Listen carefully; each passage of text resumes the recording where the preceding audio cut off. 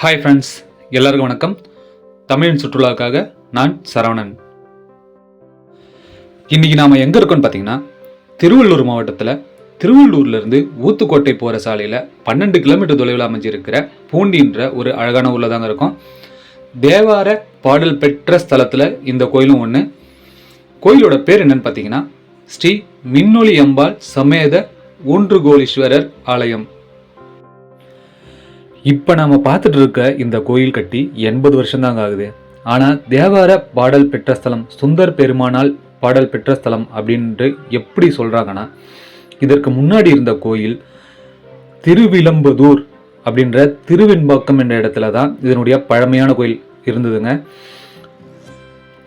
1942 சென்னைக்கு குடிநீர் தேவைக்காக தேவைப்படும் போது இங்கே இருக்கிற நிலங்கள் எல்லாம் அரசு வாங்கியிருக்கு. அப்படி வாங்கும் போது அங்கே இருந்த கோயிலை எந்த ஒரு சேதமும் இல்லாமல் உள்ளே இருந்த தூண்லேருந்து உள்ளே இருக்கிற சிலைகள் வரைக்கும் அப்படியே எடுத்துகிட்டு வந்து 1968 இந்த பூண்டி நீர்த்தேக்கம் பக்கத்திலேயே புதுசாக கட்டியிருக்காங்க.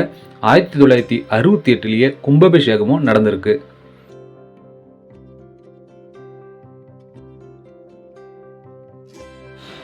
கோயிலோட தலவரலாறு என்னன்றதை நாம் தெரிஞ்சுக்கிறதுக்கு முன்னாடி இந்த கோயில் நமக்கு சொல்லித்தர விஷயம் என்னன்றதை நம்ம தெரிஞ்சுக்கலாங்க.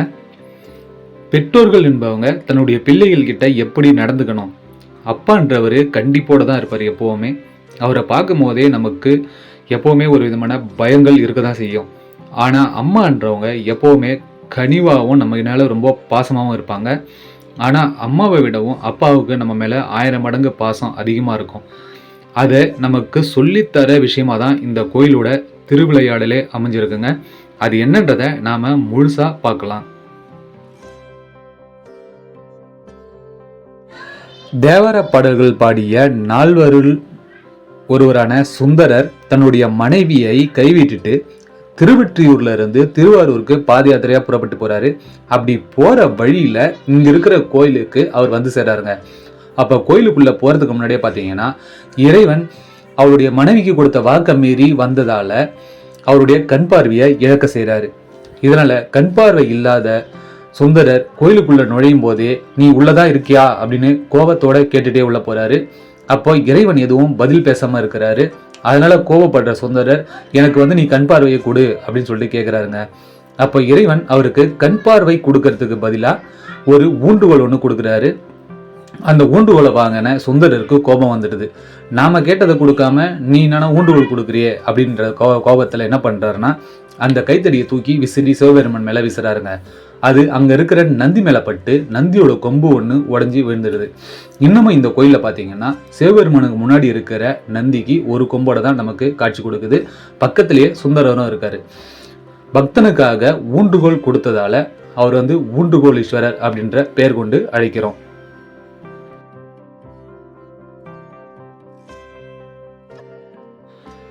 பொதுவாகவே நம்ம வீட்டில் பார்த்தீங்கன்னா, அப்பா நம்மளை திட்டினாலோ அடித்தாலோ, நம்ம கோபமாக இருக்கும்போது இல்லைனா வருத்தப்பட்டு அழும்போது நம்முடைய அம்மா தான் நம்மளை சமாதானப்படுத்துவாங்க. அப்படி ஒரு நிகழ்வும் இந்த இடத்துல நடந்திருக்கு. சுந்தரருக்கு ஊன்றுகோல் கொடுத்த உடனேயே சுந்தரருக்கு ரொம்பவுமே கோபம் வந்திருக்கு. உடனே அவரை சாந்தப்படுத்துறதுக்காக அம்மன் அவருக்கு காட்சி கொடுத்து, நம்ம இங்கிருந்து காஞ்சிபுரம் வரைக்கும் போய் சேர்ந்துரு, உனக்கு நான் மின்னலாக வழிகாட்டேன்னு சொல்லிட்டு மின்னலாக வழிகாட்டியிருக்காங்க. அதனாலேயே இங்கே இருக்கிற அம்மனுக்கு மின்னொளி அம்பாள் அப்படின்ற பேரோட அழைக்கப்படுறாங்க. அது மட்டும் இல்லாமல் சுந்தரருக்கு சில ஆறுதல் வார்த்தைகளும் சொல்லியிருக்காங்க. நம்மளோட நன்மை தீமைக்கு ஏற்ற மாதிரி தான் நம்மளுடைய வாழ்க்கையும் அமையுது. அதனால் உரிய காலத்தில் ஈசன் உனக்கு காட்சி கொடுப்பாரு. அதனால் நீ எதுக்கும் தயங்காமல் அங்கே போய் சேர்ந்துருன்னு சொல்லிட்டு சொல்லியிருக்காங்க. அப்படி கனிவாக அவங்க சொன்னதால் உறுதியளித்த தெய்வம் அப்படின்னு சொல்லிட்டோம் இன்னொரு பேராலையும் அவங்க அழைக்கப்படுறாங்க.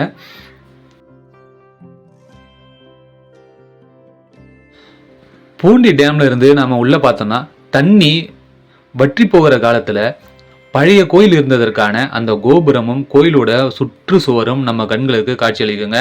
ஆனால் அந்த காட்சி நம்ம பார்த்து ரொம்ப வருஷம் ஆகுதுன்னு தான் சொல்லணும். ஏன்னா இது வரையும் என்கிட்ட அந்த மாதிரி பார்த்ததா யாரும் சொல்லலை. நான் எப்போ போனாலும் பூண்டியில் ஃபுல்லாகவே தண்ணி எப்போவுமே இருந்துகிட்டே தான் இருக்குது. அது மட்டும் இல்லாமல் திருமண தடை நீங்கணும் அப்படின்னு சொல்லிட்டு வேண்டுறவங்க இங்கே இருக்கிற ஊன்றுகோலீஸ்வரரை வணங்கி வழிபடலாம்.